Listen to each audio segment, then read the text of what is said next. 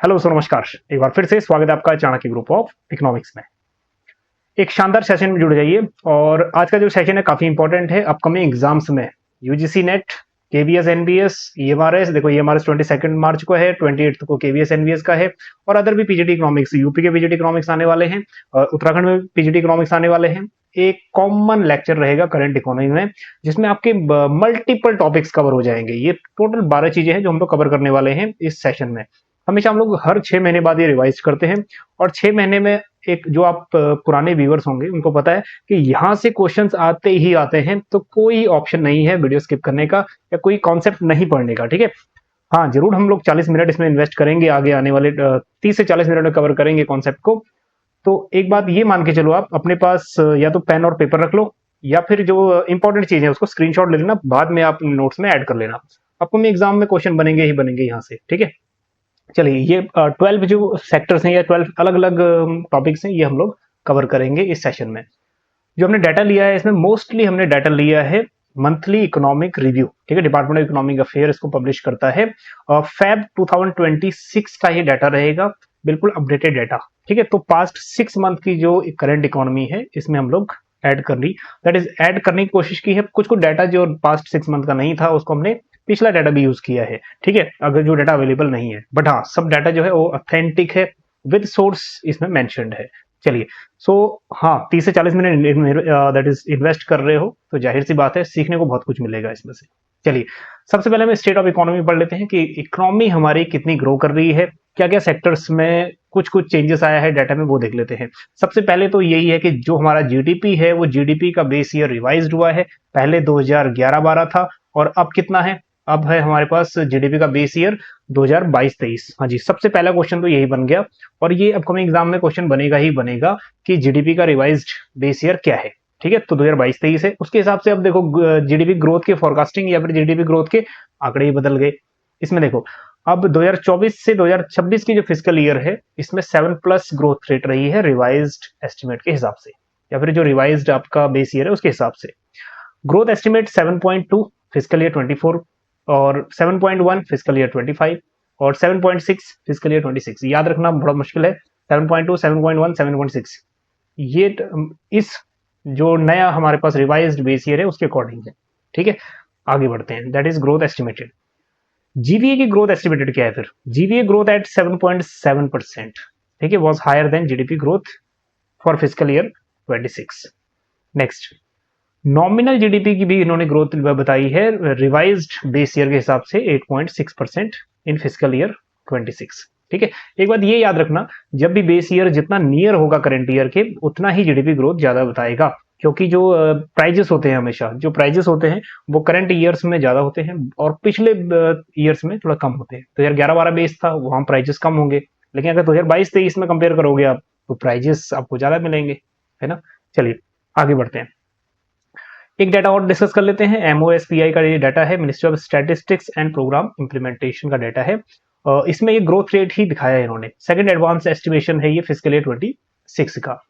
इसमें 11% ग्रोथ दिखाई है मैन्युफैक्चरिंग की, और 9% ग्रोथ दिखाई है सर्विस की, और 2.4 एग्रीकल्चर की। एग्रीकल्चर की ग्रोथ रेट अच्छी मानी जाती है अगर 4% भी हो तब। ठीक है, बट यहाँ पे 2.4 है।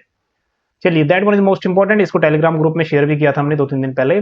और 2011-12 के कंपोनेंट्स अलग थे, ये 2011-12 सीरीज के थे। अब ये 2022-23 की जो सीरीज के कंपोनेंट्स है, दैट वन इज इंपॉर्टेंट। इसको आप स्क्रीनशॉट ले लीजिए, बाद में ऐड कर देना 2022-23 सीरीज से। Agriculture and allied activities contribute कर रहा है 17.4%, है ना। अर्लियर 16.1 था, बट अब हमने ये ध्यान रखना है कि नई सीरीज का डाटा क्या कह रहा है। तो नई सीरीज में जो नया डाटा आया है, agriculture constitute, that is primary sector constitute 17.4% of GDP. हाँ जी, याद हो गया, कोई इशू नहीं है। इंडस्ट्रियल सेक्टर जो सेकेंडरी सेक्टर है हमारा 25.4% कंस्टिट्यूट कर रहा है। इसके भी दो सब पार्ट हैं, माइनिंग एंड क्वायरिंग 1.8% और मैन्युफैक्चरिंग 13.3% का। हालांकि ज्यादा नहीं है चेंजेस, थोड़े बहुत माइनर चेंजेस है, 1% आधे % का ही चेंजेस है। और सर्विस सेक्टर में भी देखो फॉल डाउन मिला है, क्योंकि इंडस्ट्रियल सेक्टर थोड़ा ऊपर गया है और एग्रीकल्चर थोड़ा ऊपर गया है, तो जाहिर सी बात है सर्विस को नीचे आना पड़ेगा, है ना। तो 50% से 48 आ गया है सर्विस। सर्विस के अंदर भी, और ये that one is important for UGC net, UGC net हमेशा क्या करता है, बाल की खाल निकालता है, दैट मींस डीप पूछता है। और पीजीटी लेवल पे डीप नहीं पूछता, पीजीटी लेवल पे क्या करेगा, सिंपल सिंपल पूछेगा, एग्रीकल्चर का डाटा, एग्रीकल्चर इंडस्ट्री और सर्विस का कितना शेयर है। बट हाँ, पीजीटी लेवल पे दैट इज यूजीसी ये वाला पूछेगा, होटल ट्रेड एंड ट्रांसपोर्ट का कितना शेयर है, 12.5, और finance real estate 23.6, public aid defence वगैरह 11.7। हाँ जी, डाटा को याद रखना मुश्किल है, बट हाँ अगर आप कोई चीज 5-6 बार अच्छे से करते हो, साइकोलॉजी भी यही कहती है कि नेक्स्ट टाइम हमारे वो नर्व सिस्टम में ही आ जाता है। अगर हम किसी चीज को 5 टाइम अच्छे से करें तो छठी बार हमारी नर्व सिस्टम में ही वो ऑटोमेटिक आ जाता है। तो अब भी कोई डाटा ऐसे 5 बार अगर रिवाइज कर लिया ना आपने अच्छे से, तो छठी बार तो आपको माइंड में वैसे ही याद रहेगा वो। तो डाटा का एक ही मंत्र है याद रखने का, उसको एक बार अच्छे से रिवाइज कर लो, 5 बार पढ़ लो अच्छे से। ठीक है, जरूरी नहीं है कि अभी आज पढ़ो, शाम को पढ़ो, फिर एक बार कल पढ़ो, फिर कल शाम को पढ़ो। ठीक है, हो जाएगा याद। चलिए कंपैरिजन और कर लो जीडीपी कंपोनेंट्स को। कंपोनेंट देखो, आपको याद ही है जब हम लोग जीडीपी एमपी निकालते हैं, और तो जीडीपी एमपी हम लोग 4 मेन सेक्टर्स होते हैं, है ना, C plus I plus G plus that is net exports, export minus import, बस वही ये कंपोनेंट है ये। चलिए, तो गवर्नमेंट फाइनल कंजप्शन एक्सपेंडिचर कह रहा है कि 10 से 10.8 हो गया, थोड़ा सा चेंज हुआ है 2022-23 के सीरीज के हिसाब से। ठीक है, प्राइवेट फाइनल कंजप्शन एक्सपेंडिचर 56.7% का वेटेज, इन्वेस्टमेंट 31%, 31.9, और एक्सपोर्ट 22.7 और इंपोर्ट 24.6, तो नेट एक्सपोर्ट नेगेटिव में आएगा। ठीक है, तो ये डाटा है, थोड़ा सा आपको रिवाइज तो करना पड़ेगा, याद तो करना पड़ेगा। Now that one is most important, इसको हमने पहले वीडियो में भी सेशन में बताया था, ये जब हमने लास्ट 6 मंथ पहले भी डिस्कस किया था। बेस ईयर रिवाइज हुआ है, कुछ ना कुछ बेस ईयर पूछ लेगा। ठीक है, तो ये स्क्रीनशॉट ले लो, नेक्स्ट वाले में कंपैरिजन करके हम लोग इजीली समझ लेंगे। तो ये 22-23 का जो डाटा है, जीडीपी का डाटा 27 Feb 26 से रिलीज हो गया है। ठीक है, अब टाइम टू टाइम पर कोई डाटा अप्रैल में रिलीज हो रहा है, तो धीरे धीरे धीरे क्या होगा कि ये जो बेस ईयर है ये वाले रिवाइज्ड, ठीक है, ये यूज होंगे। चलिए, तो GDP base year that one is important, 22-23। 2011-12 की जितने बेस थे, 2011-12 देखो डब्ल्यूपीआई का बेस था, और आईआईपी बेस भी 2011-12 था। इन तीनों को ही उठा के क्या कर दिया 2022-23, तो ताकि थोड़ा कंफ्यूजन ना रहे स्टूडेंट्स को, थोड़ा इजी रहे स्टूडेंट्स के लिए, इसलिए क्या सोचा मिनिस्ट्री ने, थोड़ा इजी कर देते हैं इसको, है ना। तो इसलिए 22-23 इजी है अभी याद करना, तीनों का बेस ईयर 11-12 था, अब 22-23 हो गया, तो याद करना कंपेरेटिवली इजी है। सीपीआई का बेस ईयर ये भी मिनिस्ट्री ने सोचा थोड़ा इजी करते हैं, मल्टीपल 2 कर देते हैं इसका, है ना। 2012 से 2024 हो गया, ये भी इजी बन गया। चलिए, और बाकी जो इंडस्ट्रियल वर्कर है वो 2016 और 2019 ये वही है अभी। ठीक है, इनका रिवाइज नहीं है क्योंकि ये ऑलरेडी नियर है थोड़ा सा। चलिए, और जीडीपी बेस ईयर चेंज करना गवर्नमेंट पहले से ही चाह रही थी, 2021-22 से ही। उस समय कोविड कोविड आ गया था कुछ, इसलिए थोड़ा डिले हो गया। चलिए आगे देखिए, यूनियन बजट 26-27 में कुछ इंडस्ट्रियल सेक्टर्स की जो स्कीम्स है ना उसके बारे में बात करते हैं। देखो, सेमीकंडक्टर्स के बारे में अपकमिंग एग्जाम में क्वेश्चन बन सकता है, बायोफार्मा शक्ति, रियर अर्थ मिनरल्स के बारे में, केमिकल्स, एडवांस मैन्युफैक्चरिंग, टेक्नोलॉजिकल, कुछ इस बार ना पॉलिसीज में स्कीम्स आई है, दैट इज इस बजट में कुछ स्कीम्स आई है इससे रिलेटेड। देखो, तो इंडस्ट्रियल ग्रोथ से रिलेटेड तो बन सकता है यहाँ से क्वेश्चन, स्कीम्स को करनी ही है आपको। चलिए, लेबर फोर्स क्या कह रहा है, लेबर फोर्स पार्टिसिपेशन रेट कितना हो गया है जनवरी में, 55.9। ठीक है, सिर्फ यही याद रखना है, ज्यादा नहीं। पिछला भी रिकॉर्ड थोड़ा बहुत सिमिलर ही है, ज्यादा नहीं है। और वहीं अगर अनएम्प्लॉयमेंट रेट काउंट करेंगे हम लोग, तो अनएम्प्लॉयमेंट रेट हमें देखने को मिलेगा जनवरी में, दैट इज 5%।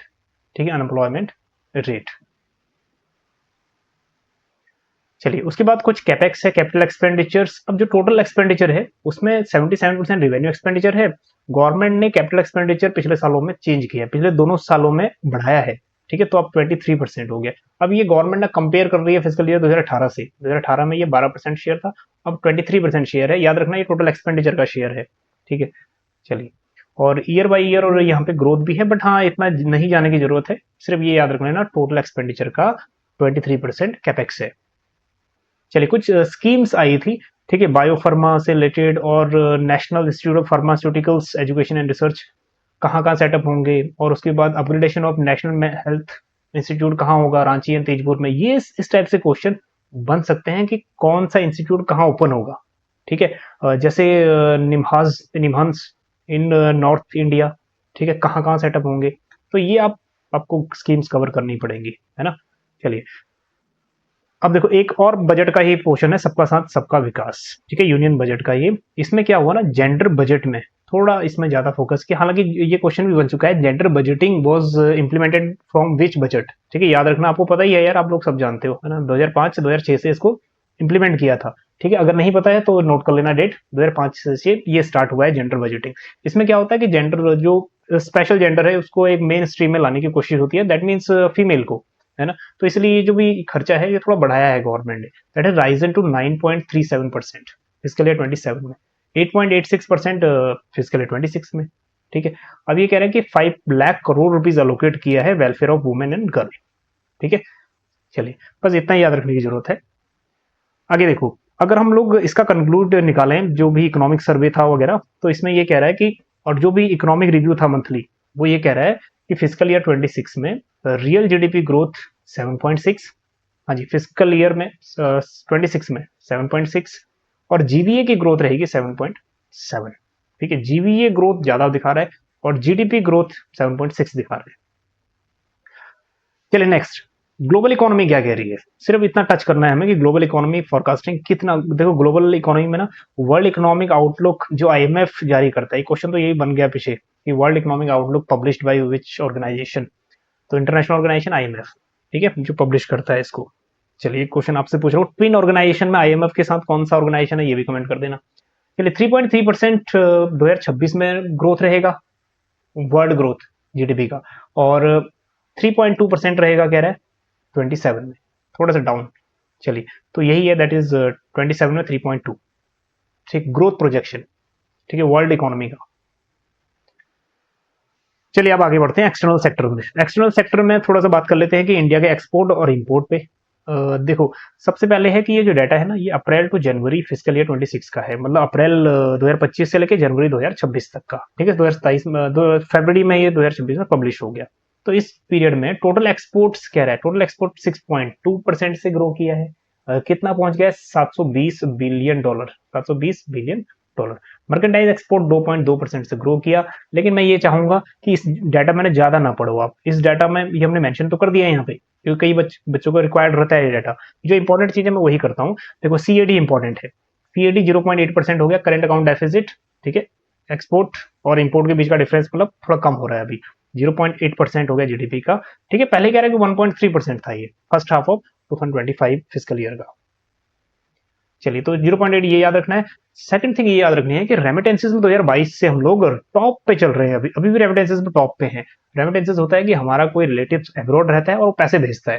भैया जितना भी हमारी जीडीपी है उसका 3.5% तो कहाँ से आ रहा है, रेमिटेंसेस। हमारे रिलेटिव इतने बाहर रहते हैं, इतना रेमिटेंसेस भेजते हैं इंडिया में कि जीडीपी का 4% अप्रोक्स की रेमिटेंसेस से ही आ रहा है।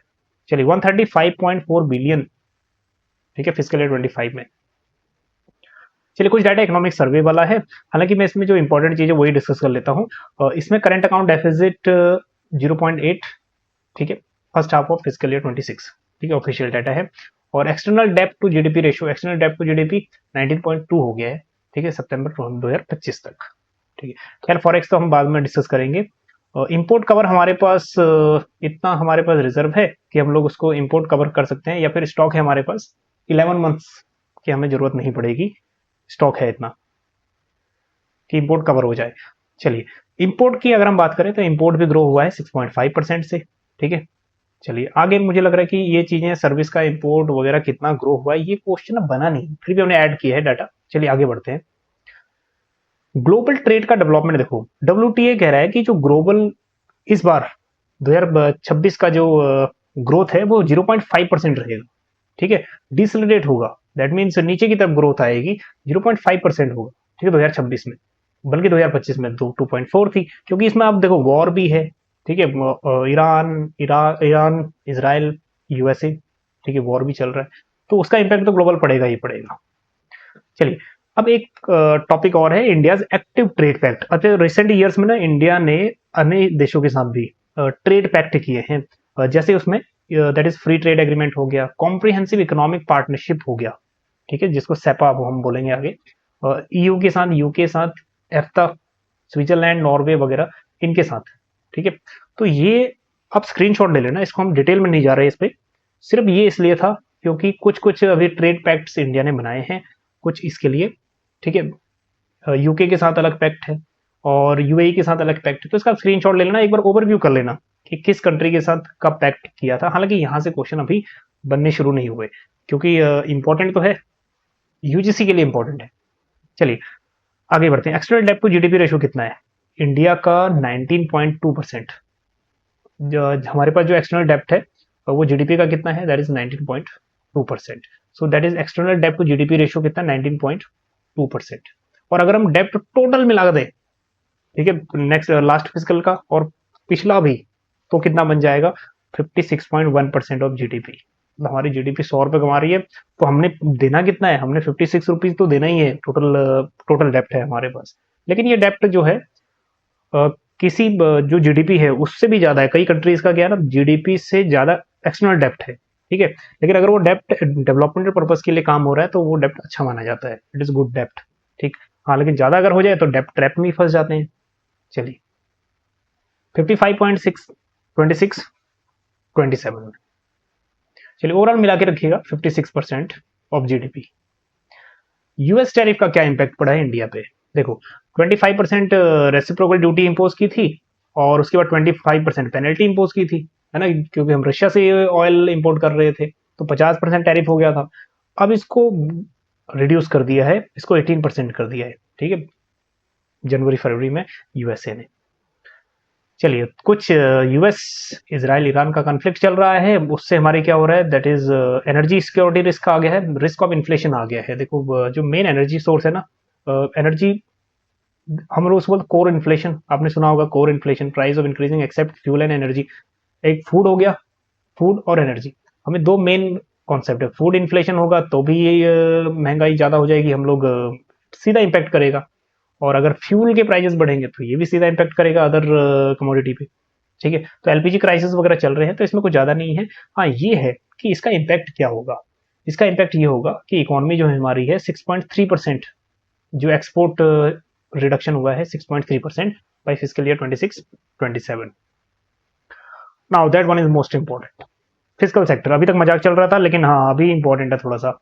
फिजिकल सेक्टर में 4 इंडिकेटर मेन है: physical deficit, revenue deficit, primary और इफेक्टिव रिवेन्यू डेफिसिट, ठीक है। ये चारों कॉन्सेप्ट बस सिर्फ आपको ये करना है। इस बार ना मिनिस्ट्री ने बहुत ही इजी बना दिया स्टूडेंट्स के लिए, डाटा आपको ज्यादा याद रखने की जरूरत नहीं है। एक रिवाइज्ड याद रखिए जो इस साल का हो चुका है, एक एस्टिमेटेड याद रखिएगा जो नेक्स्ट ईयर का है। देखो पहले 4.4 इस बार रिवाइज्ड है, बस 0.1 कम कर दो। फिजिकल डेफिसिट 4.3 नेक्स्ट ईयर के लिए एस्टिमेटेड है। Revenue deficit 1.5 as it is, no change, कुछ करने की जरूरत नहीं है, सिर्फ याद रखना है 1.5%, दैट्स ऑल। प्राइमरी डेफिसिट 0.8 से अगेन 0.1% का फॉल, हाँ जी 0.7%। Effective revenue deficit remain same 0.3 to 0.3। हाँ इजी है ना, बस दो चीज में तो कोई चेंज नहीं है, इफेक्टिव रेवेन्यू और रिवेन्यू डेफिसिट। ये रिवेन्यू वाले पोर्शन में कोई चेंज नहीं, बस फिजिकल डेफिसिट में 0.1, प्राइमरी में भी 0.1, है ना इजी। तो इस बार मिनिस्ट्री ने अच्छा काम किया है। चलिए आगे देखिए, बजट 2026-27 में ये देखो कि rupees comes and rupees goes. Upcoming exam में आपकी मुलाकात इस टाइप के क्वेश्चन से होगी, चाहे कैसे भी पूछे। चलिए तो हम लोग यहाँ की जगह यहाँ हम लोग सीधा आते हैं। बोरोइंग एंड अदर लाइबिलिटीज से इंडिया सबसे ज्यादा कमा रहा है। अगर 100 रुपीज अर्न कर रही है गवर्नमेंट, तो 24 रुपीज उसमें आ रहा है बोरोइंग अदर लाइबिलिटीज से। तो याद रखना, अगर बोरोइंग से ज्यादा कमा रहे हो तो फिर इंटरेस्ट भी पे करोगे, है ना। तो यहाँ अब जब रुपीज गोज होगा तो रुपीज गोज में देखो इंटरेस्ट पेमेंट भी 20% हो गया, ठीक। चलिए तो इनकम टैक्स नेक्स्ट लेवल पे आ गया है, दैट इज सेकंड लेवल पे 21%। पहले कॉर्पोरेशन आगे होता था, जीएसटी आगे होता था, अब जीएसटी वगैरह पीछे चला गया है, इनकम आगे आ गया है। इनकम टैक्स 21%, कॉर्पोरेशन टैक्स 18%, हाँ जी जीएसटी 15%, जीएसटी फोर्थ नंबर पे आ गया है। Non tax revenue 10, union excise 6, customs 4 and non डेप्ट कैपिटल शिफ्ट दैट इज 2%। बस सीक्वेंस याद रखना है, स्क्रीनशॉट ले लीजिए, that one is most important. चलिए एक क्वेश्चन आपने आंसर तो पहले ही देख लिया है ना, यू आर वेरी चालाक गाइस। तो चलिए, तो इसमें आपको करना क्या है कि इस टाइप से क्वेश्चन बन गया है पिछले ईयर्स में भी और अपकमिंग ईयर्स में भी बन सकता है। देखो correct sequence of revenue for government as per budget 24-25 है, इसको हम लोग चेंज कर देते हैं, है ना, इसको हम कर देते हैं 26-27। हाँ जी, तो राइट आंसर क्या है वो बताना है आपको। चलिए borrowing and other liabilities number 1 पे था, इनकम दूसरे नंबर पे था, कॉर्पोरेशन टैक्स तीसरे नंबर पे था एंड जीएसटी फोर्थ। चलिए 1। चलिए नेक्स्ट देखो, अब इसका आंसर आपको करना है, दैट इज रुपीज गोज, कहाँ चला जाता है रुपीज। देखो स्टेट शेयर ऑफ टैक्सेस में सबसे ज्यादा रुपीज जाता है। देखो जीएसटी, आप बर्गर खाते हो ना, बर्गर में क्या होता है, सीजीएसटी भी लगता है और एसजीएसटी भी लगता है, तो स्टेट को वापस करना है वो पैसा, गवर्नमेंट कलेक्ट तो सेंट्रल गवर्नमेंट ही करती है, तो स्टेट का शेयर ऑफ टैक्सेस 22% है। ठीक है, इंटरेस्ट पेमेंट 20%, गवर्नमेंट क्या करती है 20 रुपए तो इंटरेस्ट पेमेंट ही कर देती है ना, बचा कितना 80 रुपए बचा।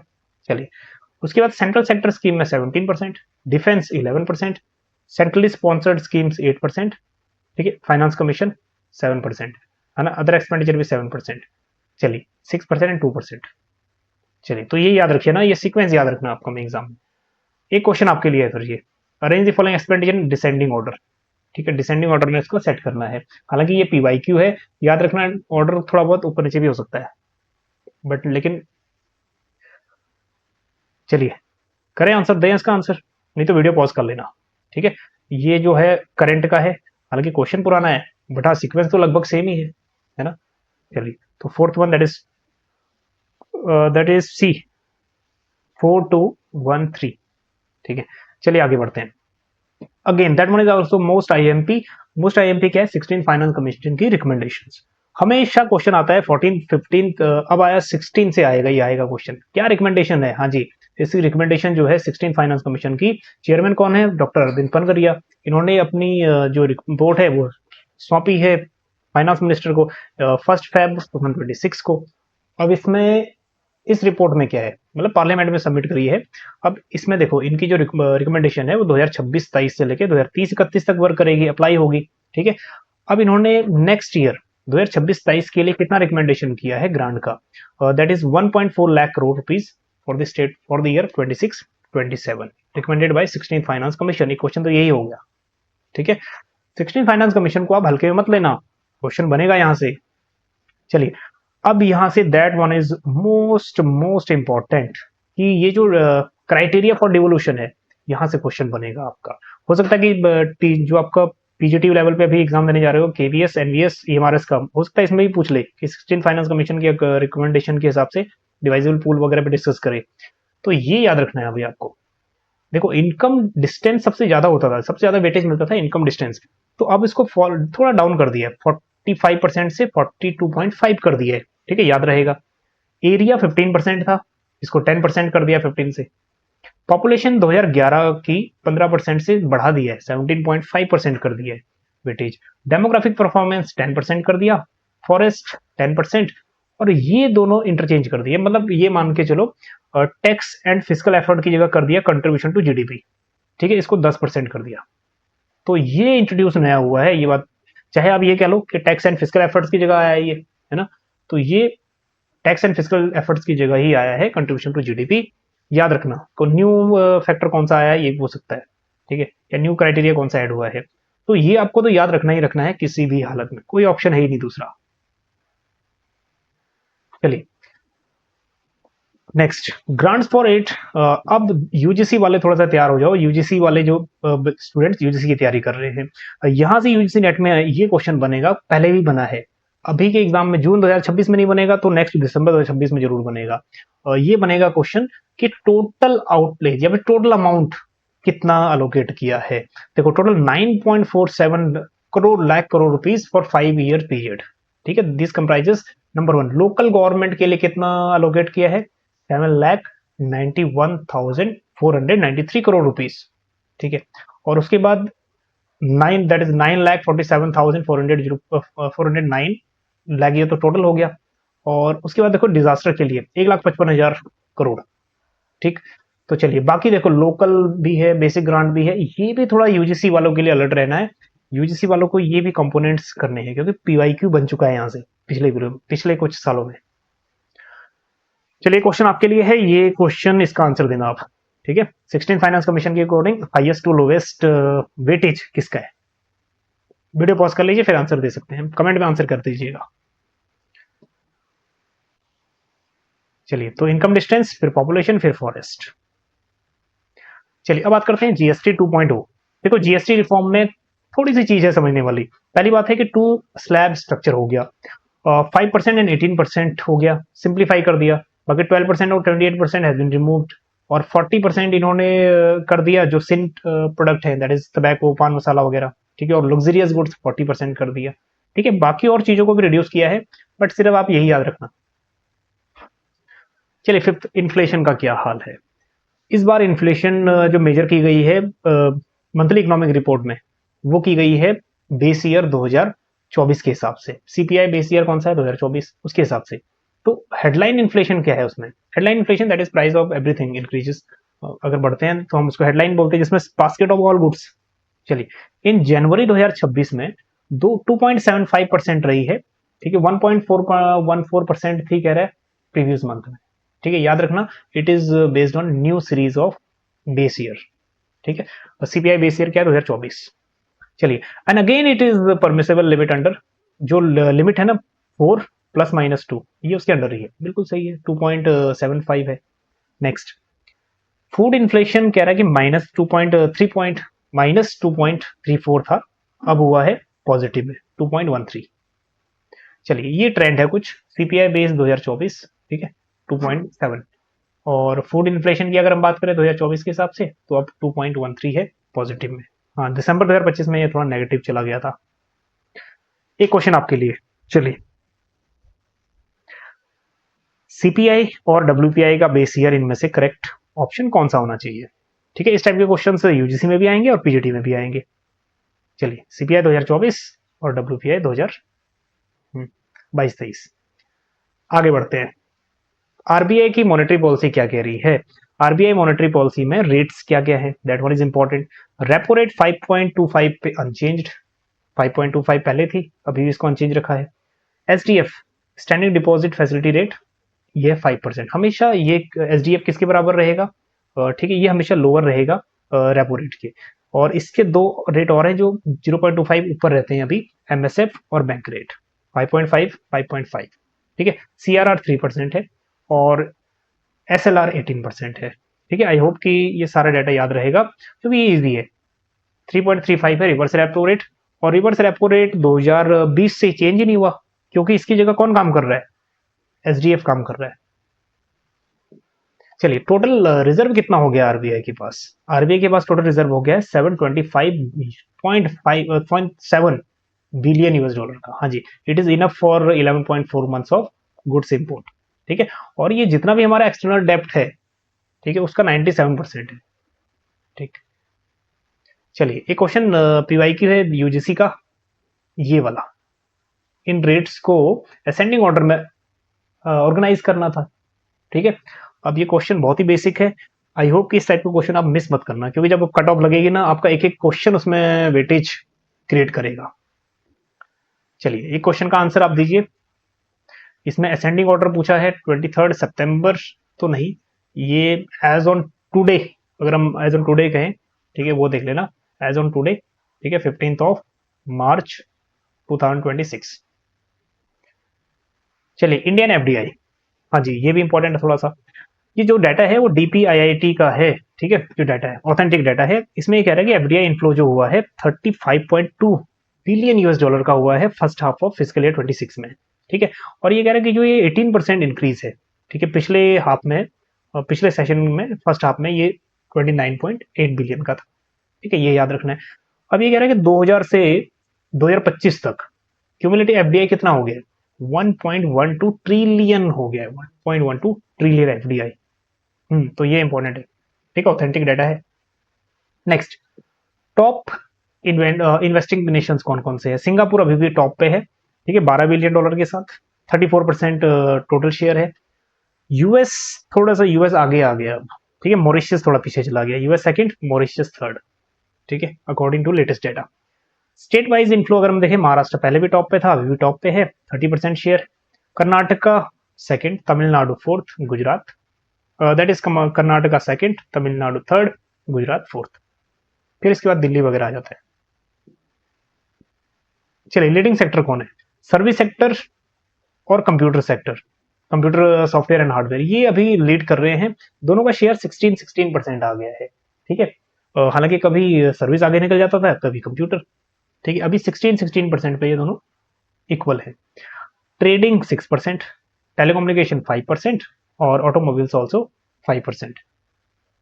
चलिए, एक और डाटा इन्होंने रिलीज किया है, ठीक है, हालांकि ये चीजें हम पहले डिस्कस कर चुके हैं, बट यहाँ देखो, ये है कंप्यूटर सॉफ्टवेयर एंड हार्डवेयर का शेयर, ठीक है, एफडीआई इंटू आईटी। पहले 14% था share of percentage share total FDI, अब कितना हो गया कंप्यूटर सॉफ्टवेयर का? 25.7% first half of physical year 26 में, ठीक है। चलिए, so that is computer software and hardware का। अच्छा, इसमें देखो top recipients in first half, इसमें मीशो का नंबर 1 पे आ रहा है टॉप रेसिपिएंट्स ऑफ एफडीआई, ठीक है, इन बिलियंस, 3.2 बिलियन डॉलर। फिर एक्सेस हेल्थ केयर, फिर हल्दीराम। चलिए, हल्दीराम तो वही है जो नमकीन वगैरह बनाता है, तो ये सॉफ्टवेयर का क्या बनाता है? चलिए, कुछ तो होगा। चलिए आगे बढ़ते हैं। एफडीआई टोटल एक एफडीआई इनफ्लो है, ये है फिजिकल ईयर 26 का, ठीक है, इसमें दे रखा है 73.3 बिलियन यूएस डॉलर का। और उसके बाद एफडीआई आउटफ्लो भी दे रखा है। एफडीआई आउटफ्लो में दो पार्ट है, एक रिपैट्रिएशन, देखो रिपैट्रिएशन क्या होता है, आप आउटफ्लो आप बाहर भेज सकते हो, यूएस में आप इन्वेस्ट कर सकते हो, हाँ वहां से प्रॉफिट भी लेके आ सकते हो, इसको हम बोलते हैं रिपैट्रिएशन। और आउटफ्लो ऑफ एफडीआई, ये जो ये वाला पोर्शन है 24.9, और उसमें 44.4 वो वापस आएगा एज अ प्रॉफिट के रूप में। चलिए नेक्स्ट, इंडिया एक्सपोर्ट इंपोर्ट में कहाँ लाई कर रहा है, कौन सा लार्जेस्ट एक्सपोर्टर है, लार्जेस्ट इंपोर्टर। आई होप कि आप बोर नहीं हो रहे होंगे, क्योंकि डाटा बेस्ड है ना ये, फिर भी बोर तो हो ही जाता है बंदा ना, लेकिन फिर भी आपको थोड़ा सा इंटरेस्ट देना है क्योंकि एग्जाम क्वालिफाई करना है। चलिए, यूएस हमारे पास सबसे बड़ा अभी भी लार्जेस्ट पार्टनर के रूप में कह लो आप, early US, China and UAE largest trading partners है अभी भी, ठीक है। यूएस चाहे जितना मर्जी टैरिफ इंपोज कर ले, क्योंकि इंडिया को झुकना इसीलिए पड़ता है क्योंकि इंडिया का लार्जेस्ट ट्रेड पार्टनर, ठीक है, एक तो चाइना था पहले, अब चाइना थोड़ा थोड़ा पीछे जा रहा है, तो यूएस आगे आ रहा है 2022 से, तो इसलिए डोमिनेटिंग नेचर है यूएस का, ठीक है, इंडिया को हमेशा बैकफुट पे आना पड़ता है, ठीक। चलिए, तो लार्जेस्ट ट्रेडिंग पार्टनर के रूप में यूएस, चाइना, यूएई एंड उसके बाद, ठीक है, थोड़ा ये याद रखना सीक्वेंस। चलिए आगे और भी डिस्कस करेंगे। वैसे top export destinations, that is top export destinations, US top पे है, चाइना सेकंड में। चलिए अब बात करते हैं एक एक करके। लार्जेस्ट ट्रेडिंग पार्टनर में कौन लार्जेस्ट है? देखो, यूएस लार्जेस्ट ट्रेडिंग पार्टनर में पहले भी है, 2022 से अभी तक लार्जेस्ट रहा है। चाइना सेकंड नंबर पे आ गया, हालांकि इनका शेयर थोड़ा 19-20 का ही फर्क होगा। यूएई, फिर उसके बाद रशिया, ठीक है, ये याद रखना 4, और ये क्वेश्चन बन भी चुका है। एक्सपोर्ट डेस्टिनेशन में यूएस 16-17% कहीं आपका एक्सपोर्ट शेयर है, तो हाईएस्ट है दैट यूएई, नीदरलैंड और चाइना, ठीक है। अभी देखो जो इमर्जिंग सेक्टर्स हैं वो क्या है, की सेक्टर इंजीनियरिंग गुड्स हैं, रिफाइंड पेट्रोलियम है, डायमंड्स हैं, इलेक्ट्रॉनिक केमिकल्स वगैरह हैं, ठीक है। और सर्विसेज में भी हम लोग ना अभी बहुत हाई ग्रोथ चल रहा है हमारा, ठीक है, सॉफ्टवेयर एंड फिनटेक वगैरह में। चलिए इंपोर्ट पार्टनर देखते हैं फिर। ये नीति आयोग का डाटा है। चाइना नंबर 1 पे रहा है बहुत सालों से, ठीक है, और ये बहुत परसेंटेज ही शेयर बहुत ज्यादा है, तो नंबर 1 पे ही रहेगा। चलिए, Russia second, UAE third, US fourth and Saudi Arabia fifth. Screenshot ले लीजिए इसका, ठीक है, याद रखना, ये अपकमिंग एग्जाम में बन सकता है। चलिए, इंपोर्ट कमोडिटीज क्या है फिर? मिनरल्स, फ्यूल्स, क्रूड ऑयल्स वगैरह इंपोर्ट हम ज्यादा कर रहे हैं, इलेक्ट्रॉनिक गुड्स कर रहे हैं, James and precious metals and machinery and industrial component. याद रखना कि ये डिफरेंट डाटा आपका क्वार्टरली चेंज होता रहता है, किसी टाइम ये ऊपर आ जाएगा, किसी टाइम ये ऊपर आ जाएगा, लेकिन ये फिजिकल ईयर 2026 का, ठीक है, ओवरऑल डाटा। चलिए, एक क्वेश्चन और है आपके लिए, इसका आंसर आप कमेंट में करना, ठीक है। Correct sequence of largest trading partner. चलिए, तो ये करेक्ट सीक्वेंस है, ठीक है, याद रखना, यूएसए, चाइना, यूएई, रशिया। चलिए 9th पॉइंट, इंडस्ट्री का क्या हाल चल रहा है। इंडस्ट्री में देखो वही डाटा रिपीट करेंगे जो एमएसएमईज का डाटा है। एमएसएमईज में डेफिनेशन एमएसएमईज की लास्ट ईयर में रिवाइज हुई थी, वही आपको करनी है अपकमिंग एग्जाम में।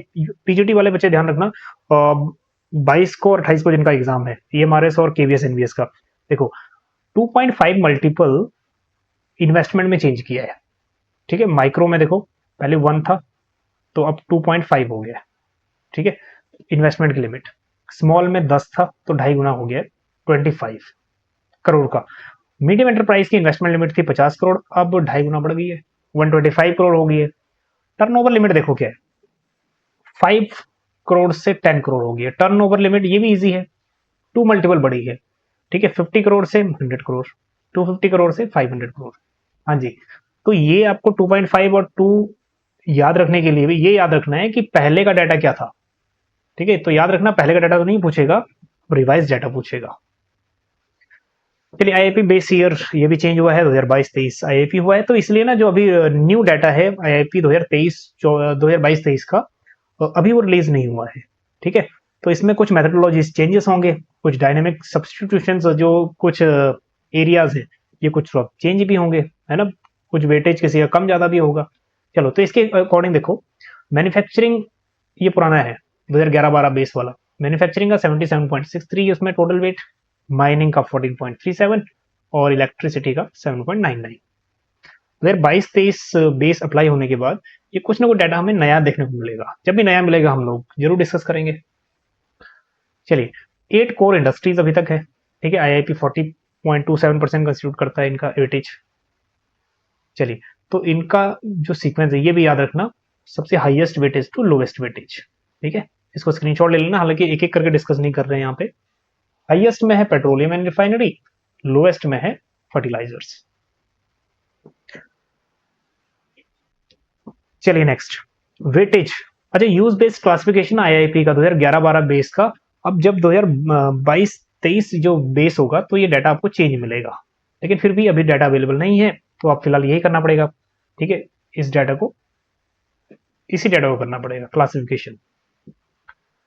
चलिए क्वेश्चन आपके लिए, revised annual investment and turnover limit क्या है अंडर माइक्रो इंडस्ट्रीज, ठीक है, are less than.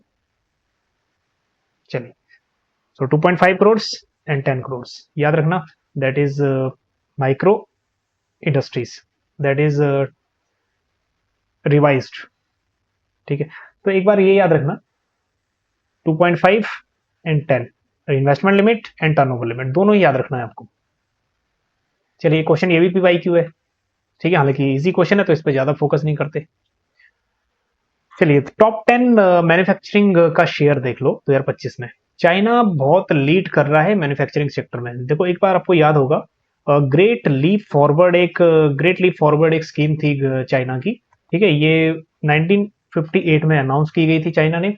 Her backyard में, घरों के बैकयार्ड में या घरों के आसपास एक इंडस्ट्री सेटअप करनी थी, और ठीक है, छोटे लेवल पे, ठीक है, तो इसका मतलब ये था कि आप एग्रीकल्चर से शिफ्ट कर रहे हो इंडस्ट्री की तरफ, तो इसका जबरदस्त फायदा ये हुआ, आज चाइना लीड कर रहा है मैन्युफैक्चरिंग में, और हम लोग बहुत पीछे हैं, अभी हम लोग 2.9% शेयर, 3% शेयर है हमारा ग्लोबल मैन्युफैक्चरिंग का, तो चाइना हमसे 10 गुना ज्यादा है, ठीक है, क्योंकि 1958 में जहां हम लोग एग्रीकल्चर से शिफ्ट करना चाह रहे थे, industrial second 5 year plan based on, ठीक है, आपको पता ही है, that is based on agriculture से हम लोग इंडस्ट्री में शिफ्ट कर रहे थे, बेस्ड ऑन इंडस्ट्री। आपको ये भी पता है कि it is based on which model, हाँ जी, Harrod Domar model first plan, second model कौन से प्लान में बेस्ड था, ये आप कमेंट जरूर करेंगे, ठीक है, तो उस समय से हम लोग तो बहुत पीछे हैं, लेकिन चाइना बहुत आगे निकल गया।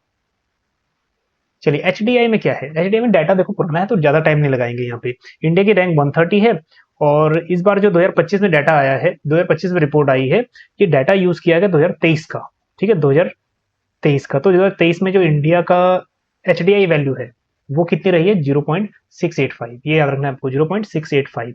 ओवरऑल रैंक कितनी रही है, 130, ठीक है।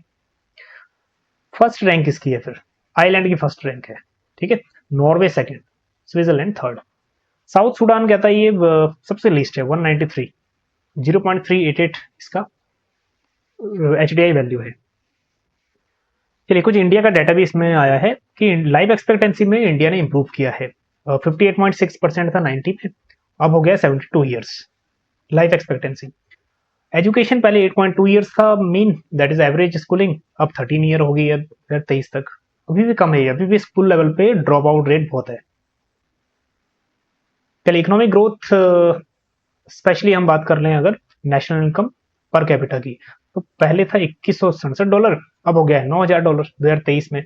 हाँ that one is important, MPI multi dimensional poverty में हम लोग कितने एस्केप्ड हुए, 135 मिलियन इंडियंस कह रहा है ये एस्केप्स, मतलब 13.5 करोड़ लोग बाहर निकले हैं एमपीआई से, और ये क्वेश्चन पूछा जा सकता है, इंपॉर्टेंट है क्योंकि गवर्नमेंट की इसमें तारीफ हो रही है। चलिए नेबर्स का क्या परफॉर्मेंस है एचडीआई में, 75th चाइना है, हमसे बेटर है, श्रीलंका बेटर है, 78, भूटान ऑल्सो बेटर 128।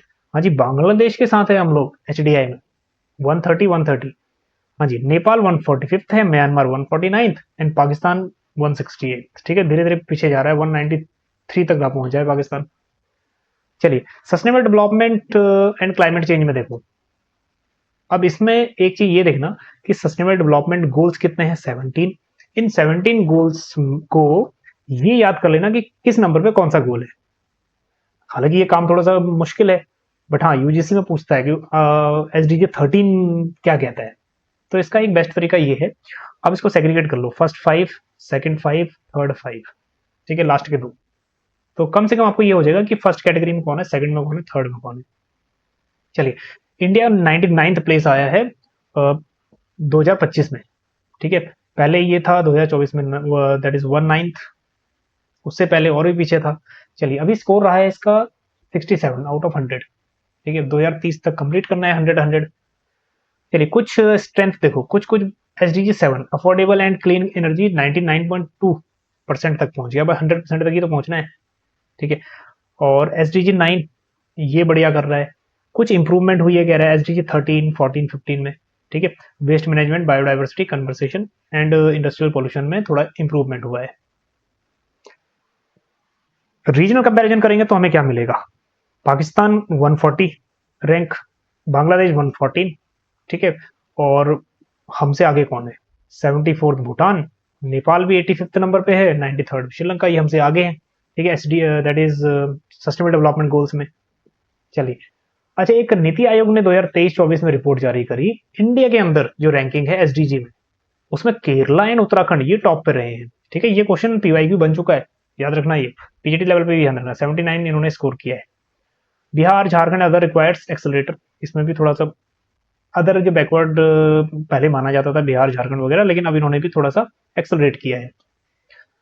चलिए, ओवरऑल लास्ट में यही कहूंगा, इसका स्क्रीनशॉट ले लीजिए। ये 17 गोल्स आपको बहुत परेशान करेंगे अपकमिंग एग्जाम में। हाँ, EMRS और PGT इकोनॉमिक्स वाले भी थोड़ा सा ये देख लें कि कहीं ना कहीं एक बार सब्जेक्टिव कोई या that is question answer base में ना कोई क्वेश्चन आ जाए यहाँ से। ठीक है, थोड़ा सा प्रिकॉशनरी आप रहिएगा, कोई ना कोई ऐसे पॉइंट, आप 5-6 ऐसे पॉइंट अपने माइंड में रखना, अगर SDG से कोई क्वेश्चन आ जाए तो मैं आंसर ये दे दूंगा।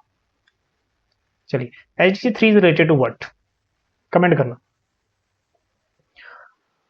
हाँ जी, तो पूरे सेशन में, ठीक है, आगे से लाइटिंग होती है तो लाइटिंग पूरी आंख में पड़ती है, तो पूरे सेशन में ना आंखें भारी हो जाती है। ठीक है, अब बीच बीच में देख रहे होंगे मैं थोड़ा डिस्टर्ब भी हो रहा था। तो आज के पूरे सेशन में हमने डिस्कस किया इंडियन इकोनॉमी। तो अब नेक्स्ट जो हमारा सेशन रहेगा वो हम लोग डिस्कस करेंगे कुछ कुछ इंपॉर्टेंट चीजें, इंपॉर्टेंट स्कीम्स को डिस्कस करने की। आई होप कि अभी तक अगर आप सेशन में बने हुए तो बहुत सारी चीजें आपने सीखी होंगी। ठीक है, चलिए, आज के लिए इतना ही, मिलते हैं आपको नेक्स्ट सेशन में। हाँ, इसका PDF आप कहाँ से ले सकते हैं, इसका PDF है ना जो, वो आपको मिल जाएगा, ऐप डाउनलोड कर लीजिए। ऐप में फ्री मटेरियल होगा, फ्री मटेरियल, वहां से आपको ये PDF भी मिल जाएगा। चलिए, आज के लिए इतना ही, मिलते हैं आपको नेक्स्ट सेशन में। Thank you so much.